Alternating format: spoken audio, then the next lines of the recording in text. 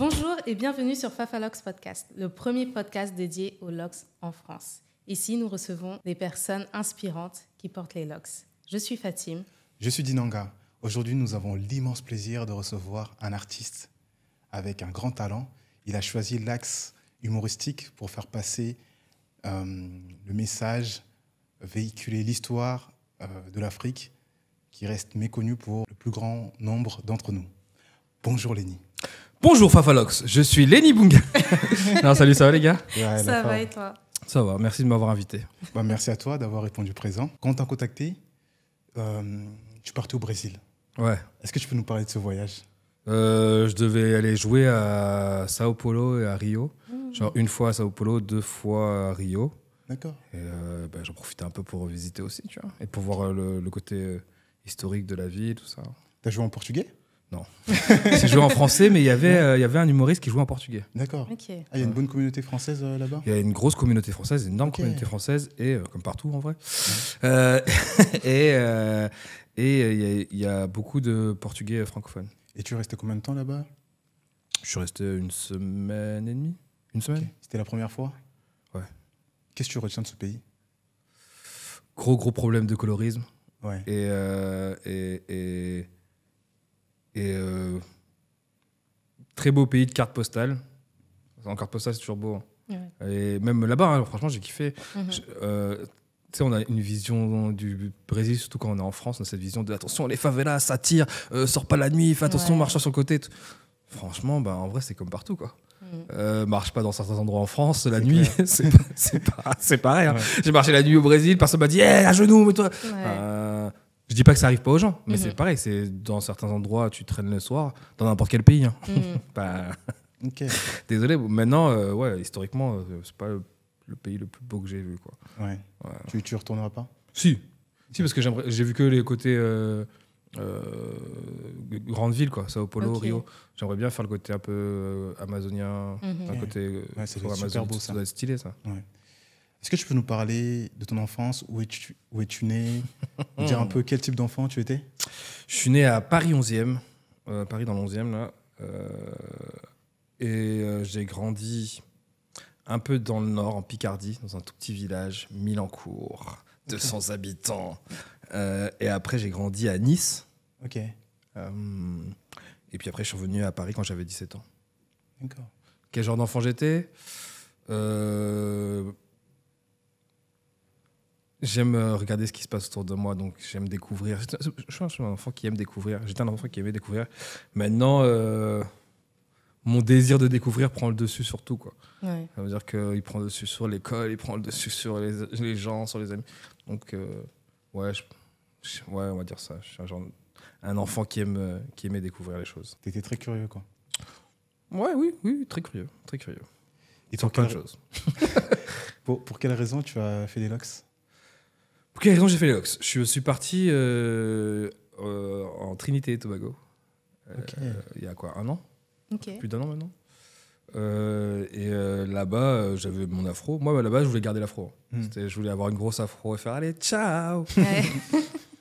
Mais je suis tombé sur une dame sur la plage qui faisait les locks pour $20 de Trinité et Tobago. Je sais même pas.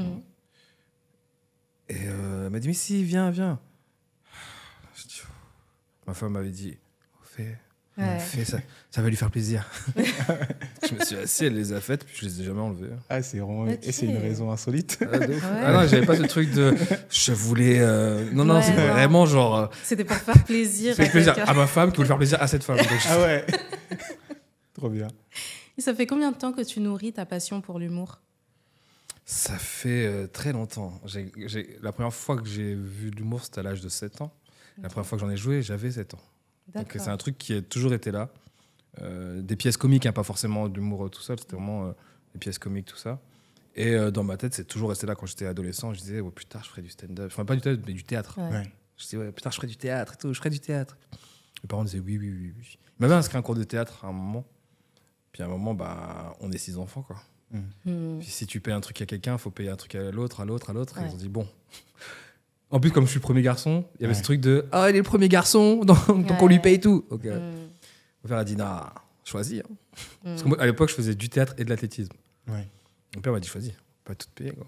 Ouais. Les deux, ensemble, ça commence à faire beaucoup. Quand on a des sœurs. En vrai, j'ai même pas eu à choisir parce que le théâtre et l'athlétisme se sont barrés de ma vie. On n'avait pas assez d'argent pour tout. Donc, on n'a pas fait. Mais au fond de moi, c'est resté, quoi. Et quand je suis arrivé sur Paris, c'est ce que j'ai fait. J'ai fait concours d'entrée au cours Florent. Je suis pas resté longtemps, je suis resté 7-8 mois. À côté, j'étais à la fac. Je suis pas resté longtemps non plus, je suis resté 6 mois. Okay. Mais moi, j'ai toujours été quelqu'un impossible de me mettre derrière un bureau, quoi. C'est pour ça que l'école, tu sais, j'étais un enfant pas distrait, mais rêveur, on va dire. Okay. Si Et t'as gardé un peu ça jusqu'à aujourd'hui. Jusqu'à aujourd'hui, je suis un rêveur. Moi, j'adore un humoriste qui s'appelle Dave Chappelle. Et il dit on est tous des rêveurs. Et c'est les rêves les plus forts qui se réalisent. Tu vois. C'est les rêveurs les plus forts, les rêveurs qui croient en leurs rêves de fou qui se réalisent. Donc, moi, je pense qu'enfant, je suis un rêveur. Aujourd'hui, je suis encore un rêveur. Et voilà. Hein. Ok. Dinanga, il a dit dans l'intro que tu as choisi l'humour pour faire passer des messages. D'où t'es venue cette idée ? Vers mes 26-27 ans, j'ai eu beaucoup de questionnements qui sont arrivés dans ma vie. Que ce soit dans ma vie familiale, que ce soit dans ma vie professionnelle. Il y a plein de questionnements qui arrivaient à ce moment-là. Et le problème, c'est que je me cherchais... En vrai, en tant qu'humain, je me cherchais déjà. Et en me cherchant, tu te poses des questions. Puis les questions te ramènent à ta famille. Puis quand tu n'as plus la réponse de ta famille, tu comprends qu'il faut aller voir au-delà du cercle familial, mais d'où tu viens. Donc ça a commencé par le Congo, puis après tu commences à grossir le truc. La loupe se grossit. Tu comprends que à côté du Congo, il y a l'Afrique, quoi. Et que tout part de là, et que à un moment, si tu veux savoir d'où tu viens, connaître où tu vas, ou savoir où tu vas, t'es obligé de te replonger vers ça. Tes racines, exactement. Okay. Pour en revenir à ton départ de LOX un peu particulier, tu as fait quel type de départ ? Crochet. Latching ou broderie ? Oh là là. Ok. Elle a piqué ou elle a fait passer tes cheveux par la racine et tiré ? Cheveux par la racine, tiré. Okay. C'est le latching. Ok, là tu m'apprends quelque chose. Je suis content d'être venu à Fafalox. Je viens d'apprendre 2 choses. Et dans ta famille, y a-t-il d'autres humoristes ou d'autres artistes ? Il y a des artistes, mais pas d'humoristes. Il y a des écrivains. Ah, qui est écrivain chez toi ? Ma sœur, qui a écrit un livre sur tout son passage quand elle a étudié pour devenir aide-soignante jusqu'à ce qu'elle ait arrêté. Okay. En fait, elle explique tout son passage dans le milieu médical et ce qui l'a fait arrêter, c'est le décès de quelqu'un avec qui elle était très proche. D'accord. Et je pense que elle a mis tout ça dans son livre et ça s'est bien vendu. Ça s'est même vendu dans les écoles, à la Croix-Rouge et tout. C'est quoi le titre ? Je suis un très mauvais frère, mais ça s'appelle L'art du cœur, si je dis bien pas de bêtises. L'as du cœur ou l'art du cœur. Okay. L'as du cœur. Et ta sœur, comment elle s'appelle ? Véronica Bunga. Et elle chante aussi. Y a mes petits frères qui sont des danseurs. Qui sont de très très bons danseurs. Mais ils font ça plus par hobby, par passion. Tu vois, plus. C'est pas dans leur tête, ils disent pas un jour j'aimerais être un danseur. Non, ils kiffent ça. Quoi. Okay. L'art est vraiment dans la famille. Quoi. Ouais. Tu te définis comme humoriste panafricain. Pourquoi ce titre ? Parce que c'est important de se démarquer des autres déjà et de savoir. Je préfère dire direct aux gens où je vais. Je ne fasse pas genre alors je vais vous parler du couple, mais en même temps vous parlez du couple. Non. Moi je sais, ma mission elle est là. Ma mission elle est. J'ai des choses à faire découvrir.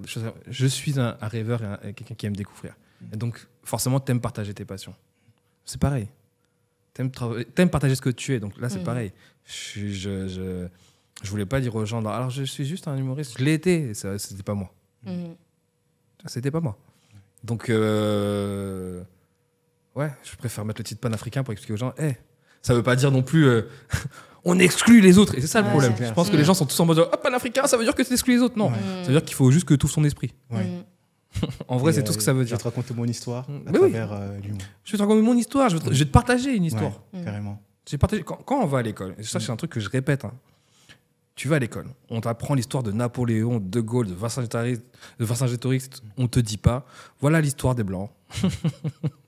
Et on dit pas, ah ouais, putain. Et pourtant, on est dans un truc eurocentré où on t'explique bien que Mais on te dit pas, voilà, l'histoire des Blancs, les autres, si vous voulez le prendre, vous prenez. Non, tu prends, c'est l'histoire du pays. Pas... Et c'est l'histoire universelle. Et c'est l'histoire universelle, Ouais. c'est ça le pire. C'est l'histoire universelle. Ça, c'est la meilleure douille qu'ils nous ont mis, quoi. Ouais. Faire croire que tout ce qui vient d'Europe, c'est l'universalité. Ouais. Tu dis, non, quoi. Non, pas du tout. Quoi. Le monde a avancé bien avant toi et il avancera bien après toi. Ouais. Alors que même si tu disparais demain, t'inquiète pas que le reste du monde va continuer. Quoi. Ils vont pas se dire, oh mon Dieu, avant il y avait l'Europe. Le monde continuera à exister. De fou. Et, tu dis aussi, enfin, je t'ai écouté dans d'autres podcasts, tu dis que tu as grandi dans un environnement où il y avait pas mal de livres panafricains, notamment de Kwame Nkrumah. Mais que je ne lisais pas, c'est ça qui est dingue. Mais tu le voyais déjà. Oui. C'est ça en fait. Ça marquait déjà ton subconscient quelque part. Et tes parents, du coup, est-ce qu'ils se définissent aussi comme panafricains ou ils ont cet élan du panafricanisme dans... Mais nos parents, je crois qu'ils n'ont pas besoin de se définir comme. Ouais. Tu vois ce que je veux dire? Ils le sont déjà. Leur mission, elle a été faite. Leur mission, c'est venir ici, avoir des enfants, que ces enfants engrangent un maximum de savoir. Et dans la logique, ces enfants doivent rendre ce qu'ils ont. Il y a eu un sacrifice de la part de nos parents. Ils ne sont pas venus pour se dorer au soleil, genre, hey, moi, la France est mieux. Donc non, ils sont venus, genre, vas-y, mes enfants, ils doivent avoir un futur et un bagage cool pour pouvoir revenir et créer quelque chose de cool aussi là-haut. Et donc, non, mais mon père, oui. Mon père, clairement. Ouais. Mon père est clairement un panafricain. Je me souviens toute ma vie un jour. C'est les premières années où j'habitais sur Paris. J'avais une petite chambre d'université. J'avais mis un poster immense de James Dean parce que j'aimais beaucoup James Dean. J'aime toujours James Dean. Et mon père rentre, il fait James Dean. Au lieu d'avoir au lieu d'avoir un poster de Malcolm X, de Lumumba, James Dean. Il avait quoi, James Dean pour t'as des trucs. Tu sais, à l'époque, je disais oui, d'accord. Je vais mettre un. Il y avait, mais c'était en plus petit, des petites photos. Mais lui, dans ce truc, c'est un truc immense, là. Ouais. James Dean. Ouais. Maintenant, tu comprends un peu ça. Je comprends. Est-ce que tu as une routine particulière pour tes locks? Ouais. Alors, j'ai un savon solide que j'avais acheté en Martinique. Et c'est là-bas un peu que j'ai appris à vraiment entretenir le truc, quoi. Parce que moi, je laissais pousser, je dis, on verra bien. On verra bien, j'allais chez le mec une fois tous les mois. Tu peux refaire les crochets? Okay. De toute façon, les locks n'ont pas besoin de grand-chose en réalité. En réalité, ouais. Mais c'est toujours bien de savoir... les entretenir. Quoi. Et tes reprises, tu les fais tous les combien? J'essaie de les faire une fois par mois. Moi. Je sais pas... Ça va. T'es assidu. Alors, j'essaie. Hein. Et c'est au crochet? Toujours au crochet. Ok. On sait que tu portes plein de casquettes. Fafalox. Notamment, je vais chez Fafalox pour faire. Tu es notamment entrepreneur, t'investis aussi. Et tu as entrepris dans la restauration avec ton père, si je ne me trompe pas, au Bénin. Exactement. Pourquoi le Bénin? Mon père est tombé amoureux de ce pays. Ok. Moi, ma mission à la base, c'est... à chaque fois que je vais sur le continent africain, j'amène quelqu'un avec moi. Okay. Souvent, c'est quelqu'un de ma famille.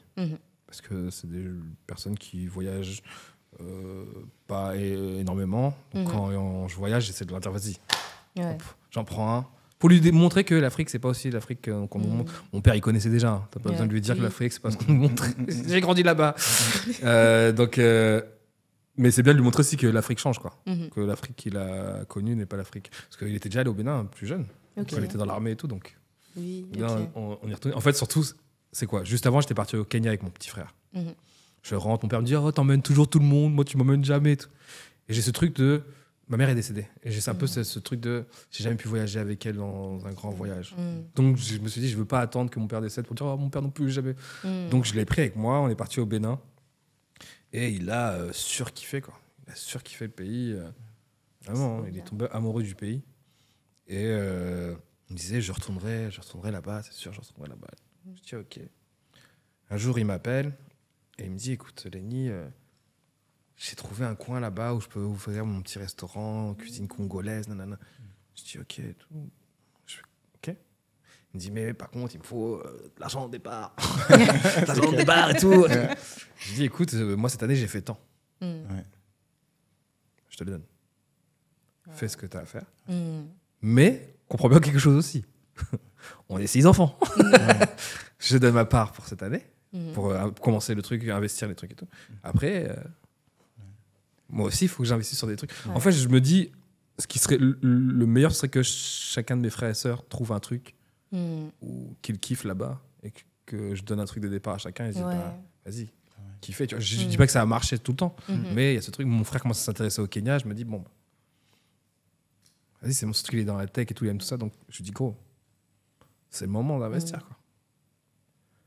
Donc voilà, pourquoi le Bénin? Parce que mon père adorait le Bénin, quoi. Okay. Et puis même moi, hein, je te dis, je suis un amoureux d'histoire. Le Bénin, c'est juste... Ouais, on a entendu... Ça, c'est un trésor. Ça, c'est un truc... Heureusement, ils se sont battus farouchement pour le garder parce que c'est ouf. À part la production de spectacles et la restauration, est-ce qu'il y a d'autres domaines dans lesquels tu... Investis? Ouais. Pas pour l'instant, mais j'aimerais. J'aimerais investir dans quoi, par exemple? Dans l'audiovisuel. Ah. Produire mes propres documentaires ou mes propres films ou mes propres trucs. Ça, c'est un truc pareil. Hein. Chaque fois, on me dit, mais pourquoi tu fais pas du cinéma? Bah oui, pourquoi j'en fais pas? Pourquoi mais il y a aussi ce truc de, dans quoi tu veux jouer, gros? Ouais. C'est vrai. Alors, je me dis pas que demain, on va dire, bonjour Lenny, on a un rôle pour jouer Lumumba. Et c'est toi. Bravo, c'est toi. Non, mais je me dis, quitte à jouer dans des films, même si c'est des apparitions, autant que ce soit des films qui me plaisent et qui parlent de ce que... C'est clair. Bah, oui. Sinon, ça vaut pas le coup. Ça vaut pas le coup. Et le problème, c'est que les filles qui me plaisent, ils sont pas en France, quoi. Ils sont soit aux États-Unis, soit en Afrique. Donc, Mais du coup, j'ai une question parce qu'on a reçu 2 actrices sur le plateau, et Dulcinea et Tracy Gotoas. Et on leur a posé la question, à savoir, est-ce que si pour un rôle, on vous demandait de couper vos locks, vous le feriez? Toi, tu le ferais? Ça dépend du rôle. Là, demain, on me dit, Lenny, on a un rôle pour toi pour jouer, je sais pas, 3e personnage, truc, coupe tes locks. Bah non. Par contre, on me dit, Lenny, on a un rôle pour toi pour jouer Amilcar Cabral. Bien sûr que je vais couper mes locks. Je vais les couper moi-même. Genre, désolé, oui, je sais, la spiritualité, tous les cheveux, c'est important, c'est ma couronne. C'est des trucs qui vont t'arriver qu'une fois dans ta vie. Tu sais que tes locks, tu pourras les reprendre dans la logique. À part si tu deviens tout de suite. T'as la calvitie directe, c'est mort, tu vois. Mais des rôles comme ça, est-ce qu'on va t'en proposer? Est-ce que tout dépend le rôle.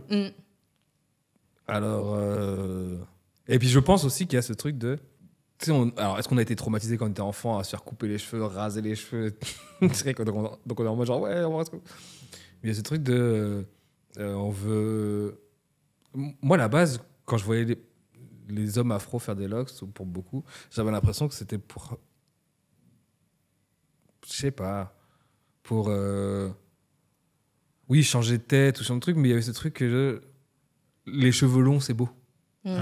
C'était pour la beauté, tu vois. Ouais, il y a ce côté, genre, je peux bouger mes cheveux, je peux mettre ma main dans les cheveux et tout. Je disais, ah ouais.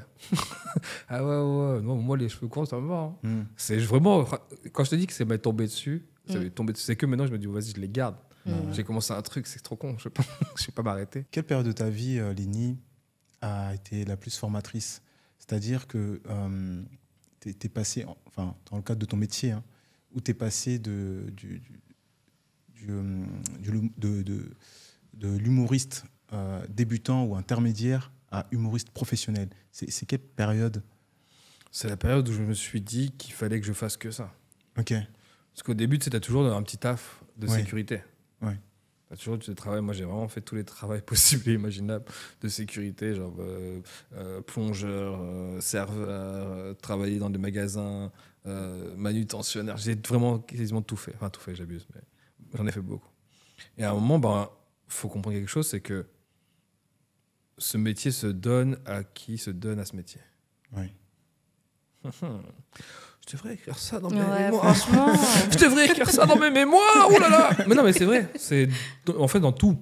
C'est donne-toi à 100% dans tout. Normalement, ça va payer. Si tu te donnes à 100%, ça paye. Il n'y a pas de je me suis donné 30%. Oui, bah si tu t'es donné à 30%, voilà pourquoi ça ne marche pas. Ce métier, il te demande 100% de ton attention. Et c'est ça, je me suis dit, ouais, il faut que je me donne. Je peux pas. Mais c'est prendre le risque aussi. Ouais, Il y en a qui vont prendre de l'avance, ils vont mettre de l'argent de côté depuis très longtemps, ou leurs parents vont leur dire ouais, bah, ton grand-père, comme il est décédé, il avait mis 10 000 pour les autres. Pour nous, on sait que nos grands-pères, ils n'ont rien mis, nos parents, ils ont fait ce qu'ils pouvaient. Donc, il y a ce truc de dire ouais, il faut que que je me donne à 100% dans ce métier. Donner à 100%, moi, c'est vraiment du jour au lendemain, quoi. Je me suis dit, j'arrête le boulot et je me donne à 100%. Et c'était quel boulot tu faisais au moment où tu as À ce moment-là, qu'est-ce que je faisais? Je travaillais dans un diagonal, une espèce de G20. Tu sais, c'est les G20, ça s'appelle diagonal, c'est pour les riches, je pense. Okay. Et c'était dans le 16e, à Jasmin. Et à ce moment-là, je travaillais là-bas. Je travaillais là-bas et j'habitais au-dessus de mon boulot, tu vois. Donc j'étais vraiment. Ok, ouais, t'étais juste à côté, quoi. Ouais. Et tu commençais à avoir assez de revenus pour te permettre de lâcher complètement ou t'as pris vraiment le risque? Ah, j'ai pris le risque. C'était Alors que le mois d'après, je ne savais pas comment payer mon loyer. C'est juste, je me suis dit, là. Mais c'était trop risqué. Mais si tu prends les risques, ça paye. Même si tu tombes, tu vas quand même te retrouver. Tu vas te raccrocher à une branche, c'est pas possible. Ouais. On est dans un monde où déjà on connaît trop de gens autour de nous. Après, trouver un travail à l'époque, même maintenant, je pense en vrai, si tu veux vraiment du travail, tu vas le trouver. Je te jure. Oui. Si tu veux vraiment du travail, tu vas le trouver. S'il y a des sans-papiers qui arrivent à trouver du travail, c'est pas toi qui as tous tes papiers. C'est clair. Tu vois ce que je veux dire? Non, mais alors tu vas pas trouver dans ce que tu veux. Bah forcément, on va pas te dire voilà, paye ce que tu voulais. Ouais. Mais si tu veux du travail, tu vas en trouver. Si c'est vraiment la galère, gros. Si t'es déter. Si t'es vraiment déter, crois-moi. Encore plus sur Paris. Je dis pas en province tout. Je ne dis pas. Je dis pas que c'est pareil parce qu'il y a pas peut-être autant de mouvements de foule. Ouais. Mais à Paris, en banlieue parisienne, si tu veux du travail, gros, tu vas trouver. Ouais, pas dans ce que tu veux forcément. Oui. Pas au niveau des diplômes que tu as forcément non plus. Mais si c'est vraiment la galère là, tu vas trouver. Ouais. D'autant plus que toi, tu sortais d'une période compliquée. Je ne sais pas si c'est avant ou après. Dans un podcast encore, je t'écoutais, tu disais que tu savais même plus. Je crois que tu as eu à dormir même dans la rue. Ah ouais, alors ça c'était avant. C'était avant. Tu vois, du coup, quand tu as connu ça avant, prendre encore ce risque-là, mais dire que peut-être que là. Est-ce que tu sais ce que c'est que de dormir dans la rue, gros? Je sais pas parce que ça m'est jamais arrivé. J'ai pas dormi des mois et des mois. Hein. Oui, même un soir déjà, c'est assez traumatisant. J'ai dormi 5 soirs, gros. Mais c'est assez traumatisant. C'est traumatisant. Ah ouais, même un soir, j'imagine pas. 5 soirs. Le premier soir, je m'en souviendrai toute ma vie. J'appelle le. Et c'est dingue parce que. Je vais pas revenir sur ça, les gens vont dire t'as un haineux et tout envers ta famille. Ma famille côté réunionnais. D'accord. Okay. T'es Congolais réunionnais. Exactement. Ok. Bref, je suis à la rue. Peut-être trop de fierté aussi, pour les appeler. Mais je suis à la rue et tout, et je me dis, je peux pas appeler mes parents. Hors de question. Hors de question. Mes parents, c'est des gens qui sont partis à l'âge de 17-18 ans de chez eux, pareil. Et ils n'avaient pas leurs parents. Tu vois, donc si moi je me mets à faire... je l'ai fait plus tard, d'accord. Mais là, à ce moment-là, je dois leur prouver que je suis parti de moi-même. Je suis parti de moi-même. Je vous ai pas dit... eux, ils t'ont laissé partir. Ils t'ont dit aussi pareil. Nous, on est partis à la même âge que toi, à 17-18 ans, c'est pareil. Donc, tu peux pas les appeler en mode genre, oui, je suis dans la galère. Non. Tu te démerdes. Non, c'est vrai que quand tu as connu ça, cette période difficile où tu as dormi quelques fois dans la rue, et à prendre encore ce risque-là, ça montre vraiment que tu étais vraiment déterminé. Bien sûr que je suis déterminé. C'est top. Bien sûr, mais bien sûr. Est-ce que tu as une routine particulière ou un rituel avant de monter sur scène? Moi, j'aime bien écouter de la musique ou délirer avec mes potes avant. Ok. En fait, il faut que je sois dans une ambiance pas de fête, mais de... cool. On kiffe. Ouais. On kiffe le moment d'être ensemble. Et le moment d'être ensemble, c'est comme si tu disais, vas-y, je suis avec ma bande de potes, là, on rigole. Venez, on va élargir le cercle. Je monte sur scène, chauffe les gens, là, et ils rentrent dans le cercle. C'est ça le bail. C'est ça de se dire, ouais, on est entre potes, il y a une énergie déjà dans les loges. Ils font que, déjà, t'es à bloc. Il y a cette énergie, on a écouté de la musique, on a rigolé. Là. Vas-y. C'est un peu comme l'échauffement pour un sportif, quoi. Ouais, oui, non. Mais moi, au début, franchement, j'aimais être entouré de potes. Parce que tu ne penses pas à ce qui se passe avant. Quand tu es tout seul, tu es dans le mode genre, ok, ouais, faut que je me concentre, je fais de la musique. Ouais, tu te dis, allez, faut que ce soir, faut que je leur donne et tout. Quand t'es avec tes potes, là, vous rigolez entre vous, Vous n'avez pas le temps de penser. Ouais. D'un coup, tu te dis, ça va être à toi. Ouais. Hey. Et du coup, tu es déjà dans une énergie. Tu es déjà dans de une énergie, partage, dans une ambiance. De ouf. Ouais. Ok. Et est-ce que tu peux nous parler un peu de ton processus de création, de l'écriture à la mémorisation jusqu'à l'interprétation? Alors, moi déjà, j'aime beaucoup lire. Donc, je vais essayer de trouver des histoires que les gens ne connaissent pas forcément. Ça, c'est le premier truc. Je cherche des histoires que les gens ne connaissent pas forcément. Je cherche une histoire qui, souvent, essaye de raccrocher le continent africain avec le continent européen. Et souvent bien à la France, tu vois, pour bien montrer qu'il y a un pont qui se fait aussi, que c'est pas non plus juste oui, ils ont fait ça. Non, il y a une histoire commune et donc j'essaie de faire le pont entre les deux. Ensuite, je regarde ce qui m'intéresse dans cette histoire et ce qui me paraît vraiment très farfelu ou très dingue. Après, je regarde comment faire passer les choses au plus grand nombre possible. Si souvent je vais sortir les mots exacts qu'il y a dans le livre, je me dis je vais perdre plein de gens. Il y a plein de gens sur le chemin qui vont faire oh là. Donc il faut simplifier ces mots, essayer de les faire passer le plus simple possible ou essayer de montrer aux gens que c'est simple à comprendre en vrai. Moi je suis un espèce de storyteller dans pas mal de choses. Donc j'aime bien soit raccrocher l'histoire à notre époque, soit faire vivre l'histoire comme si c'était actuel. Ouais. Et voilà. Et après, je l'explique comme un espèce de prof d'histoire, mais cool. Okay. Je veux pas être le gars genre alors, vous saviez que non. Je suis hey, les gars, on rigole sur ça, mais t'as vu que c'est toujours comme ça. Il y a toujours, ça peut être une histoire farfelue, mais cette histoire farfelue, je vais la rattacher au présent pour te faire comprendre que c'est actuel encore. Ok. Le 13 juin prochain, tu te produis à la Cigale. Exactement. Et on sera là. Ouais. On a pris nos billets. Oh. Je vous invite, tous ceux qui nous écoutent. Venez, on a tous besoin, là, on a besoin de vous. Franchement, venez. Et comment tu prépares ce spectacle? Alors, je le prépare comme si je jouais dans une sang. Je suis pas en mode genre, sauf que je rajoute des choses. Je veux pas en dire plus parce qu'il y a plein. Il y a 2-3 surprises qui vont être cool. Qui vont être très cool. On a fait en sorte que les gens soient sur les... En fait, je veux que les gens, en sortant, ils se disent de 1, on a rigolé comme jamais. De 2, on a appris des choses comme jamais. Et de 3, il y a des choses qui vont rester de ce soir-là. Tu vois. C'est vraiment ça que... c'est les 3 choses dont les gens vont se dire, OK. Je veux que les gens, en sortant, ils se disent oh, putain, j'aurais dû amener plus de gens, ou j'aurais dû amener mon père, ou j'aurais dû amener... C'est clair. Au début, tu as dit que tu as fait Cours Florent. On connaît la renommée de cette institution pour l'art, pour le théâtre. Est-ce qu'aujourd'hui, tu continues à prendre des cours de théâtre? Non, parce que j'ai pas le temps. Pas le temps. Mais j'aimerais. Ouais. J'aimerais. Mais en vrai, c'est du temps qui doit se dégager. Ouais. C'est comme tout. Je pense que si demain, tu vois, j'ai un projet de film ou de série, je pense que je reprendrai un peu le théâtre avant. Okay. Je me prendrai forcément un coach, quelque chose, pour me remettre dans le bain, tu vois, pas juste faire... Alors, je fais du stand-up, donc c'est pareil. Non, non. Lenny, est-ce que tu as une vanne qui a marché, mais de ouf, et à contrario, une vanne qui n'a pas du tout accroché, que tu peux nous partager? À l'époque, j'avais une vanne que j'ai repostée il y a pas longtemps d'ailleurs, où j'expliquais, il y a ce truc des métiers qu'on peut faire. Tu vois, à l'époque, on pouvait faire en Europe et qu'on pouvait pas faire en Afrique.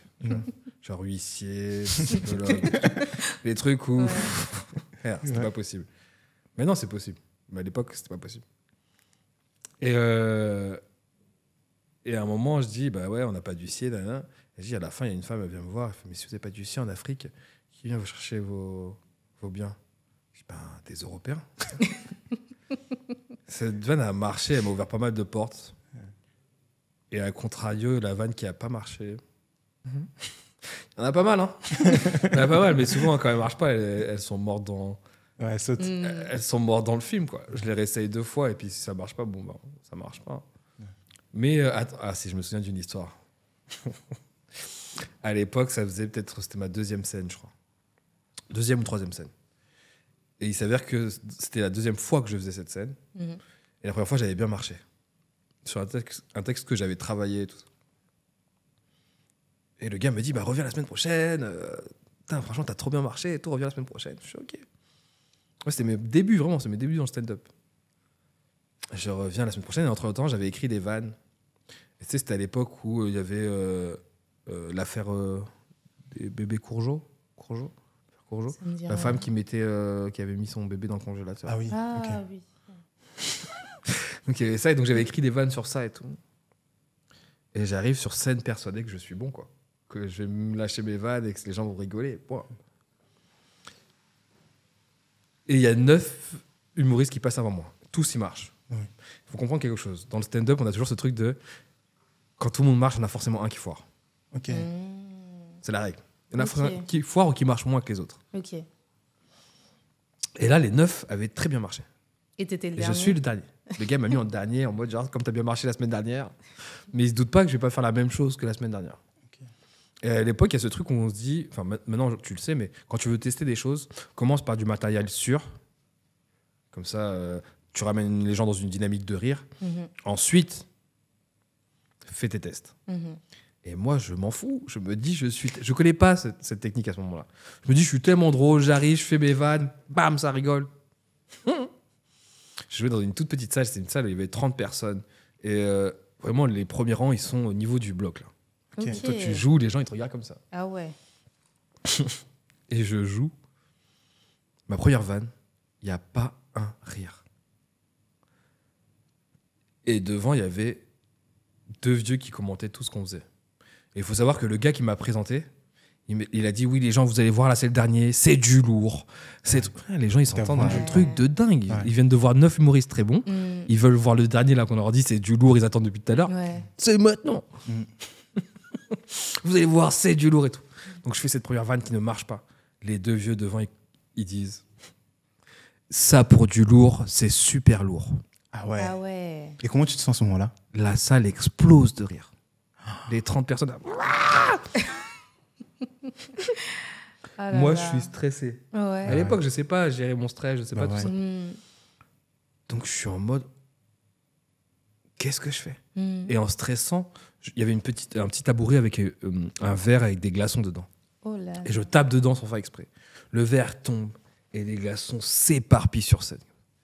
Et là, t'as un des vieux qui fait « L'ambiance est glaciale !» Allez, c'est reparti pour un tour. Oh Le non. public mort. Moi, je suis là. Je fais enfoiré. Je me suis cassé le cul à écrire des vannes toute la semaine. Ouais. Toi, t'arrives avec 2 impros. Je te jure. Tu me vannes. Les gens sont morts. Là, je reviens sur mon ancien texte. Mais c'est foutu, gros. Bah ouais, T'as déjà perdu les gens. Ils sont déjà dans un truc. Donc, tu donnes ce que tu donnes. Mm. Les gens se disent... Ouais. Et il est pas mieux que les autres. Hein. Ouais. Et ça se termine sur ça. Ah, j'étais dégoûté. Mais c'est bien, parce que c'est le genre de truc, les bides, ça te forme. Je te jure que les bides, ça te forme. Ah ouais. Ça t'apprend à ne plus faire certaines choses, à travailler plus. Ça t'endurcit vraiment? Ça t'endurcit. T'as 2 choix. Soit tu te laisses abattre et bah, t'arrêtes ce métier, ouais. Parce que ça veut dire que c'est pas fait pour toi. Ouais. Soit tu te dis, la semaine prochaine, il faut que je revienne plus fort. Faut que je leur montre qu'ils ont eu tort. Alors qu'ils sont pas là. Hein. Ouais. Mais t'as envie de dire aux gens, hey, je vais vous montrer que vous avez tort. J'ai ma place, c'est sûr. Et du coup, la personne qui t'avait booké pour cette scène, elle t'a dit quelque chose? Elle a été déçue? Elle a été... Elle a dit, ça arrive. Ok. Elle a dit, ça arrive. Ça va, elle a été quand même bienveillante. Mais parce que c'est pas la première personne qui l'a vu tomber, Ouais. et ce sera Oui. pas la dernière, je pense. Ouais, il est dans ce milieu. Donc Il a vu plein d'humoristes jouer avant Ouais. moi. Ouais. Dans ce truc, il se dit, bah, c'est normal. Il a vu les plus grands d'aujourd'hui tomber, comme Oui. il a vu les petits d'hier. Ouais. Quand une vanne ne fonctionne pas, comme tu viens de nous partager l'anecdote, est-ce que tu la retentes autrement ailleurs ou est-ce que tu la supprimes complètement du Ah non, spectacle? moi, des fois, des vannes, j'y crois tellement Ouais. que je peux la jouer 5, 6, 7 fois. Et pourtant, ça ne marche pas. Ouais. Devant des publics différents, ça ne marche pas. Et c'est à quel moment Des fois, que tu tu dis, t'es ouais, dit- c'est un public trop blanc. Tu vas jouer dans un public de noir, ça ne marche pas. Ouais. Ouais, ce public, il est passé. Tu vas jouer dans l'autre public, ça ne marche pas. Oh, ils ne veulent pas. Toi, tu la trouves hilarante. Mais il n'y a que toi qui la trouves hilarante. Et tu te dis, je vais la faire passer. Ah Ouais. bon. Mais non, Et ça à quel marche pas. moment il y a la limite et tu te dis, bon, ok, ça fonctionne pas, Quand Au on a moment, marre. tu te dis, bah, j'ai d'autres vannes qui attendent. Ouais. Autant virer celle-là pour mettre une nouvelle. Quoi. Et est-ce que tu as d'autres sources d'inspiration, mis à part l'histoire, l'Afrique? Mon quotidien se tourne beaucoup vers ça. Donc oui, je vais regarder sur 2-3 trucs. Par exemple, s'il m'arrive un truc dans ma vie et tout, bien sûr que je vais le raconter. Bien sûr que je vais pas être en mode genre, je l'avais pour moi. Non, bien sûr que je vais le raconter. Mais c'est bizarre, j'arrive toujours à trouver une espèce d'accroche qui va avec. C'est bizarre. Donc oui, mon quotidien. On va dire. Mais j'essaie que ce soit pas les portables, mon couple. Non, j'essaie de trouver des trucs. Tu étais dans un métier difficile, tu viens de nous le démontrer là tout de suite, mais tu as choisi d'être dans l'autoproduction. Et c'est encore plus difficile d'être dans l'autoproduction, je pense. Oui. Comment tu arrives à gérer cela? Et est-ce que tu peux nous partager les points positifs et les points négatifs de l'autoproduction? Le point positif, c'est que tu sais où va ton argent. Personne n'est là pour te dire alors voilà les chiffres, pour te montrer un calcul que tu ne comprends pas. Et tu vois que tu n'as pas gagné d'argent, ou en tout cas moins que ce que tu devais. Ouais. Là, tu sais où va ton argent, tu sais pourquoi, quelles dépenses ont été faites, pourquoi, et tu comprends un peu mieux. Okay. Donc il y a ce truc. Et puis même, il y a ce truc où on rigole, mais oui, je le dis encore une fois, show business, c'est pas qu'un mot, quoi. Pendant que tu fais le show, qui fait l'argent? Ouais. Faut que ça soit toi qui fasses l'argent. C'est clair. Donc il y a ce truc de tu sais où va ton argent. L'inconvénient maintenant, c'est que tu as la casquette de producteur, donc tu dois t'intéresser à des choses que normalement l'artiste se dit oh ciao. Ouais. Mais oui, tu regardes par exemple les ventes de billets, tu regardes si ça augmente, tu regardes ce que tu perds, ce que tu gagnes. C'est clair. Et ce qui est ouf, c'est que pour l'instant, je fais manger personne. Tu vois, j'ai pas des employés sous mon truc en disant mais le jour où tu as des employés là. Tu dois avoir encore plus chaud. C'est clair. Tu dois vraiment être en mode genre. Tu dois vraiment être plus proche de tes sous, c'est clair. Donc, il y a ce truc d'où tu apprends des choses économiquement que tu ne connaissais pas avant. Ouais. En termes d'imposition, comment vous êtes imposé Moi, au début, j'avais commencé en tant qu'auto-entrepreneur. Ouais. Donc, l'imposition, ça va. Tant que je dépassais pas, quand on dépassait pas à l'époque, c'était 80 000 €, je crois. Oui. L'année, ça va. Donc, ça va. Tu faisais en sorte de ne pas dépasser les chiffres, ou souvent tu ne les atteignais pas les premières années. Maintenant que je suis passé en société, je suis imposé comme une société. Quoi. Ah ouais, c'est clair. TVA et tout. Ouais. Exactement. Qu'est-ce que tu conseillerais à un jeune humoriste qui souhaite aussi se lancer dans l'autoproduction? En fait, les erreurs que tu as pu faire, toi, en commençant... Moi, ce que je dirais à un jeune humoriste, déjà, c'est est-ce que tu as vraiment confiance en ton talent? Parce que demain, sinon, tout le monde va sans production. Ça ne veut pas dire que tu as le talent pour... Et des fois, c'est pas qu'une question de talent. Parce que les gens pensent que c'est juste si tu as du talent, normalement, c'est bon. Non, c'est faux. Moi, je connais des gens ultra talentueux, mais que personne ne connaît. Et c'est juste que c'est parce qu'il y a des paramètres qu'on ne prend pas en compte. Aujourd'hui, ce métier, c'est pas qu'un métier de scène. C'est devenu aussi un métier de com'. Ouais. Via les réseaux sociaux, ce que tu envoies, ce que tu dégages, la marque, quelle marque tu... C'est de la marque, hein. Ouais. C'est du brand. Qu'est-ce que tu dégages, qu'est-ce que tu vends. Et l'humoriste, quand ils se vendent. Ouais, les gens ne voient pas, mais on est tous un produit bien marketé. Un truc, carrément. Et il y a ce truc où tu te dis, il faut que je sois un mec dans la com et un mec... Il y a ce truc de... Ouais. Qu'est-ce que tu dégages? Quelle marque tu vas vouloir... En parlant de ça, d'ailleurs, je trouve que tu maîtrises très bien ton marketing, ta communication sur tes réseaux. Après, moi, c'est pas non plus l'œil d'un expert. Vraiment, je suis vraiment un amateur dans ce domaine. Je trouve que je suis depuis pas mal de temps. Je trouve que tu maîtrises pas mal, tu es assez récurrent, etc. En fait, ta DA, elle est respectée. Et moi, en fait, c'est difficile. Je t'explique pourquoi. Moi, là-bas, je suis pas du tout un mec des réseaux. Les réseaux, je m'en contrefous. Je suis un mec de la vie. C'est-à-dire que moi, c'est soit la scène, soit... alors, c'est très bête, hein, champ, forêt... moi, je suis un mec... C'est ça, vrai. Et je me retrouve dans un truc où, oui, je suis obligé d'être aussi un mec de devant, de devoir montrer... Si tu regardes bien, je suis pas très lifestyle. Oui. T'es vraiment... À part si je vais sur le continent africain et je dis aux gens, regardez, je suis allé dans tel pays... Mais encore, je ne montre pas ce que je fais. Je dis juste, je suis dans tel pays et je montre les beautés du pays. Point. Je ne m'arrête pas à me dire, regardez, aujourd'hui, parce que ce n'est pas moi. Tout simplement, c'est clairement pas moi. Et pourtant, je sais que les gens aiment ça. Aiment ce truc de tu partages, on sait qui tue un peu plus et tout. Là, ça me fait penser à une époque où quand tu étais en Afrique, tu faisais des vidéos. Tu dis voilà, là je sais plus, tu donnes le nom du pays dans la ville. Tu dis c'est super dangereux. T'es sur une plage de ouf avec ton cocktail. Tu dis là c'est dangereux, là il y a des lions qui m'attaquent. Franchement, venez pas en Afrique, c'est super dangereux et tout. Ah oui. Ça je kiffais ce mais genre alors oui, c'est vraiment ça. Et tu vois, mais c'est parce que c'est des trucs qui me faisaient rire. Ouais. Donc je me dis vas-y, c'est des trucs qui me fait rire, tac, je le parle. Mais c'est tout. Ouais. C'est tout. Tu m'as jamais vu. Regardez ma vie, regardez, aujourd'hui on va aller dans tel McDo, dans tel restaurant. Tu ne me verras jamais faire. Alors, et je devrais le faire. C'est fou parce que les gens aiment ça. Les gens s'accrochent à quelqu'un. C'est ça. S'accrochent à quelque chose. Tu vois, enfin, j'en discutais avec Nordine Ganzo. Lui, il maîtrise très bien ça. Ouais. Très bien ce truc de aujourd'hui, les gars, on va aller tous ensemble dans un truc. Essayer des vêtements. Moi, j'ai pas envie que les gens ils me suivent. Vêtements. Tu vois okay. Mais je le comprends. C'est de la com. Okay. Et ça fait partie du métier. J'y suis pas encore dedans. En tout cas, pour l'instant, c'est pas mon truc. Mais je devrais. En vrai, je devrais le faire dans le truc de suivez-moi. Aujourd'hui, on va lire des livres. Ça, c'est des trucs que je devrais faire. Mais c'est juste que j'ai pas encore le. C'est pas dans mon ADN. Tu vois, je suis pas un mec des réseaux. Les réseaux, je te dis, ça m'est tombé dessus. On est en 2020, Covid. Tac, j'ai rien à faire, je ne fais plus de scène. Donc je raconte des histoires africaines, ce truc.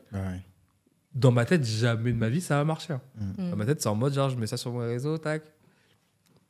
Je partage avec ma famille, mes amis. Je reviens la journée, le soir, je vois des billets de vue et tout, je suis en mode genre wesh. Et c'est ce qui a fait que j'ai continué. Je dis bon, les gens ils kiffent les histoires, je raconte les histoires. Mais à la base, demande à mes potes. Tous mes potes ils me savent. Pour me créer un Insta. TikTok, frère. On me dit, mais mets-toi sur TikTok. Je suis pas un mec des réseaux de base. Mais ce métier te dit, gros, t'es obligé. Ce monde te dit, t'es obligé. C'est clair. Aujourd'hui, là, c'est ce qui marche. Merci à vous. C'est de la pub. C'est de la pub gratuite. Désolé, on vous a coupé. On va refaire après un merci à vous inquiétez pas. Mais non, en vrai, ça reste de la pub. C'est de la pub pour truc. Regarde, Fafalox. Là, on discute. Bah ouais. Chez qui on va faire nos belles locks? Chez Fafalox. On est d'accord. On est d'accord, c'est pareil. C'est comme tout. Merci à vous qui continuez à nous écouter sur les plateformes de streaming, Spotify, Apple Podcast et j'en passe, sur YouTube également. Continuez à nous partager, à commenter, à liker, à vous abonner à nos différents réseaux sociaux, Instagram et TikTok. N'oubliez pas que nous proposons des prestations de départ, reprise et de formation pour devenir locticien ou vous occuper de vos propres locks. C'est vraiment les meilleurs. Moi, j'ai jamais vu. Je suis subjugué à chaque fois. Fafalox. On va rester sur le sujet de ta carrière. Tu fais partie du tout petit nombre d'humoristes qui ne fait pas que vanner sur les stéréotypes et les clichés de la communauté, mais tu portes vraiment un message et du coup, c'est un souffle nouveau un peu pour l'humour. Je ne vais pas dire l'humour noir, c'est pas le terme, mais l'humour. Voilà.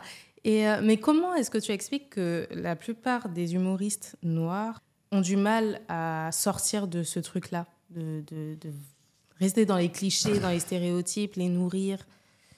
Alors ça, je pense que c'est une ancienne génération qui est encore présente. Mais tu regardes la nouvelle génération, je pense qu'on a moins ce truc. Ouais. Je pense que la nouvelle génération commence à comprendre que les gens ont envie d'entendre du vrai. C'est tout ça que tu vas entendre chez beaucoup de nouveaux humoristes noirs. Tu vas pas entendre parler de racisme. Tu vas entendre... Pourtant, ils ne s'y connaissent pas du tout au racisme. Ils ne savent pas ce que c'est. Là, tu leur demandes c'est quoi le racisme, ils vont bégayer. Mais ils vont quand même avoir un passage sur le racisme. Et je trouve que ça avance. Ça veut dire que ça avance. C'est-à-dire qu'ils commencent à comprendre que... Et encore plus, je pense, depuis George Floyd et tout ça, ça a mis une claque aux gens en mode genre, gros, il se passe des trucs. Et là, ce qui se passe par exemple en Palestine ou au Congo, ça met... Les gens sont obligés. Tu ne peux pas faire genre, j'en parle pas. Pas faire genre, oh, moi, ma vie d'humoriste. Alors, ça peut arriver. Mais nous, je pense, les descendants ou les racisés, comme ils aiment nous appeler, ou comme ça, on est obligé d'en parler. Ouais. On est obligé. Tu peux pas faire genre, ça ne traverse pas ton quotidien à un moment donné de ta vie. Et dans ta famille, il y a des loxés? Ouais. Ah ouais, qui? Mes 2 petits frères. Ok. Qui étaient loxés bien avant moi. Bien avant toi. C'est ouf. Et ils sont loxés depuis combien de temps, tu sais, à peu près? Oh, waouh. Tiré, 8 ans déjà, Ok. je crois. Il doit avoir des longues locks. Pas tellement. Pas tant que ça, parce qu'il me l'a dit lui-même. Elles sont longues, hein. Mais elles pourraient être plus longues, c'est juste qu'il les a pas entretenues et tout. il disait. Ok. Et le deuxième, il en a fait, il les a coupés, il les en a refait. Tu sais, il est dans une recherche capillaire. Alors, il s'est rasé les cheveux là, mais il a fait des locks en haut, tu vois. Donc, pour te donner exactement quand il a commencé, je pourrais pas te dire. Donc, lui, il a commencé très jeune avec les tresses. D'accord, ok. Ouais. Il faisait beaucoup de tresses et tout. Donc, ses cheveux. il avait une vraie afro et ma mère kiffait ses cheveux, quoi. Donc, il lui faisait plein de coiffures. De ouais. Aujourd'hui, beaucoup de jeunes s'interrogent sur le panafricanisme, ont de plus en plus soif de connaissances, en fait, sur la question. Et toi, tu aimes beaucoup lire, comme tu l'as dit au début. Est-ce que tu as un ou deux livres que tu pourrais conseiller à un jeune qui souhaite s'instruire sur la question? Ouais. Alors, moi, ça, c'est un livre que je donne à tout le monde. C'est L'Afrique et sa diaspora, de Jalissa Sekhmet. C'est un peu du Cheikh Anta Diop, mais vu pour les enfants. Ouais. Alors, quand tu dis pour les enfants, parce que le livre est à partir de l'âge de 10 ans, je crois. Okay. Donc, les gens, quand tu leur dis un truc livre pour les enfants, ils rigolent. Tu te dis, alors, je t'explique un truc. Pour moi, dans la connaissance africaine, on est tous des enfants. On est tous des enfants. On doit repartir de zéro parce que... Bien. Quoi de mieux que de commencer avec un livre pour enfants? C'est pas vraiment un livre pour enfants, parce que moi, j'ai vraiment... Encore une fois, c'est des livres que j'adore revoir des fois de temps en temps. J'avais noté des notes dessus. Tu vois. Donc ça, L'Afrique et sa diaspora de Jalissa Sekhmet, ça, c'est un livre que je conseille pour commencer, c'est vraiment parfait. Ensuite, je pense que... Tu sais, il y a beaucoup de gens qui n'aiment pas lire.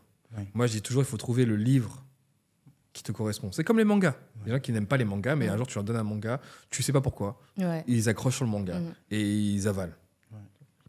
Et ben là, c'est pareil. Tu vas forcément trouver un livre qui va te parler à un moment donné à un autre. Moi, il y a un des livres qui m'avait énormément parlé, c'est Marianne et le garçon noir de Alyssa Milano. Okay. C'est plein de... C'est des récits de pas mal de jeunes garçons noirs, que ce soit en France, que ce soit en Belgique, que ce soit aux États-Unis, tout, qui racontent ce qu'ils ont vécu. Et moi, je me suis retrouvé dans pas mal de choses. Donc, il y a ce truc où ça m'a parlé tout de suite et ça m'a donné envie d'en savoir plus sur le reste. Tu vois, aussi. Ensuite, je conseillerais aussi de lire des livres qui viennent de notre propre pays. Okay. Enfin, des pays de nos parents, souvent. Tu vois. Moi, je suis né en France. Mais des pays de nos parents. Okay. Parce que souvent, on aime s'intéresser beaucoup aux gens qui ont écrit des livres, mais de la diaspora, qui vivent en France ou aux États-Unis ou dans les Caraïbes. Mais tu verras que chez nous, on a des auteurs de dingue. Donc, ouais, je conseille de voir dans les livres de son pays. Okay. Alors, mais si je peux donner un nom de personne qui n'est pas un livre de mon pays, mais que j'aime beaucoup, c'est Amadou Hampâté-Bâ. Oui. Un très grand. Amadou Hampâté-Bâ, ses livres, c'est juste... Merci pour ces recommandations. Mais est-ce que tu penses qu'on est drôle ou on le devient? Je pense qu'on a un talent, comme tout. Je pense que tout le monde a un talent. C'est pas un truc de genre... Il y a des exceptions, non. Je pense que tout le monde a un talent. Et c'est pas forcément de l'art artistique. Ou c'est pas forcément... Des fois, il y a le fait de retenir des noms, des trucs. C'est des talents qui sont là. Je pense que Dieu, l'univers, appelle ça comme tu veux, a fait en chacun de nous qu'on ait des talents. Maintenant, c'est qu'est-ce que tu vas en faire. C'est comme n'importe quel talent, ça se police, ça se travaille. Et ben, ceux qui vont travailler le plus leur talent vont être ceux qui vont sortir du lot. Ceux qui vont juste laisser le talent être le talent, bon, bah, des fois, il y aura des éclairs de génie, mais tu resteras dans la... Quel humoriste t'inspire le plus? Alors moi, je suis très humoriste américain, donc j'irai Dave Chappelle de base. Okay. Après, hors américain, je suis très... l'humoriste que je conseille, c'est Pichi Bonda. C'est un humoriste congolais que j'aime énormément. Énormément. C'est lui qui m'a fait comprendre qu'on peut faire de l'humour... je sais même pas si lui, il appellerait ça de l'humour panafricain, parce que lui, c'est sa vie, en vrai. Mais que oui, on peut mélanger des histoires africaines avec de l'humour et en faire quelque chose de très beau. Donc, Pichi Bonda.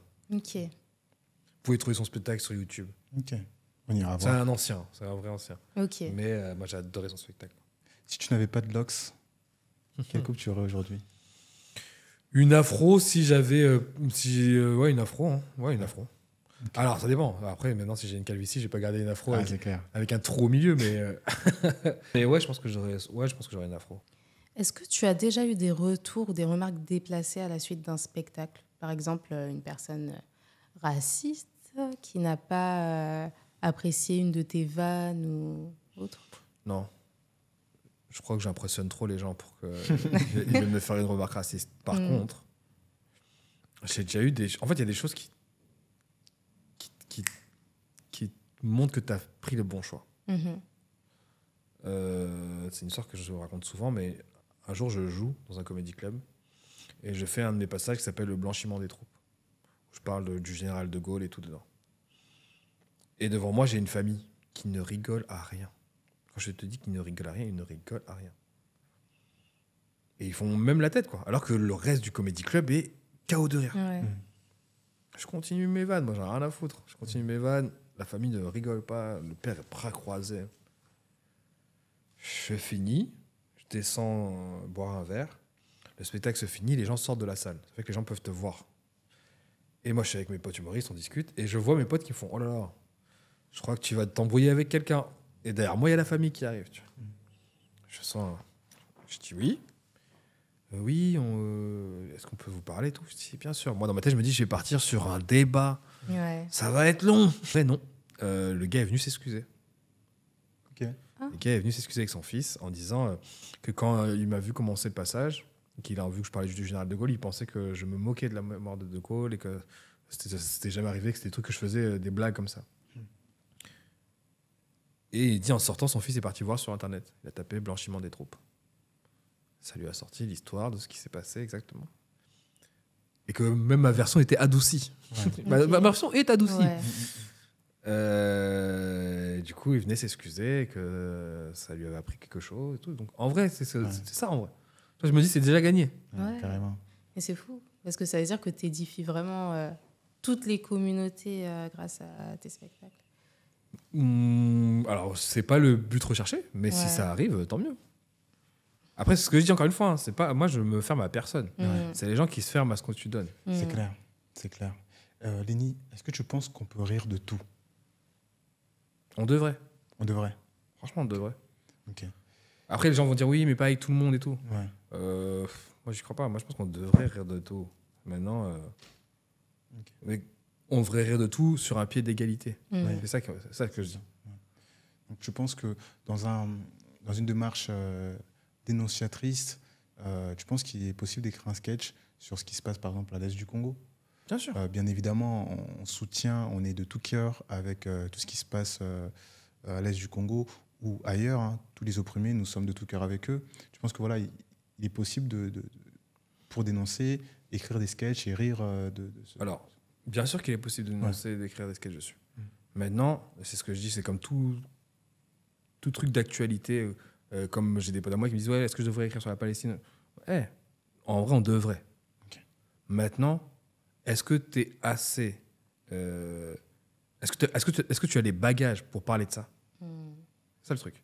Est-ce que tu t'es assez renseigné? Est-ce que tu connais l'historique de ça avant de partir dans des vannes qui risquent de te mettre dans la merde? En plus, on sait que tout va très vite aujourd'hui. Ouais. Il suffit que tu dises un passage, hop, c'est fini. C'est fini. Ils ont capté le bon passage. Tu te retrouves sur Twitter dans une sauce. C'est clair. Même pour la petite histoire, même sur la question, avec Fatim, on discutait, on disait, mais cette question, on l'a posée, ou est-ce que les gens ils peuvent mal le prendre? C'est juste te demander ce qu'on peut rire de ça. Non, mais tu vois, c'est fou. Aujourd'hui, on doit faire attention quand même à tout. C'est vrai. Ouais. Et je sais plus c'était quoi le truc de départ, mais... Non, il faut avoir un bagage, quoi. Oui, en fait, oui. Il faut connaître assez le sujet pour pouvoir parler de ce sujet. Juste pas faire des vannes légères dessus et dire ah ouais. En gros, si tu parles du sujet, fais-le bien. Ou n'en parle pas. Ouais. Parce qu'il y a aussi cette mode de il faut parler des sujets parce qu'il faut parler des sujets. Parce que ça va te faire grossir dans les médias, ça va te faire grossir sur Instagram. Donc si tu parles du sujet maintenant, à l'instant T, c'est que c'est bon. Tu te dis, mais parle du sujet parce que tu t'y connais. Ouais. Pas du sujet parce qu'il faut parler du sujet. Et pour terminer, Si tu devais définir tes locks en un mot.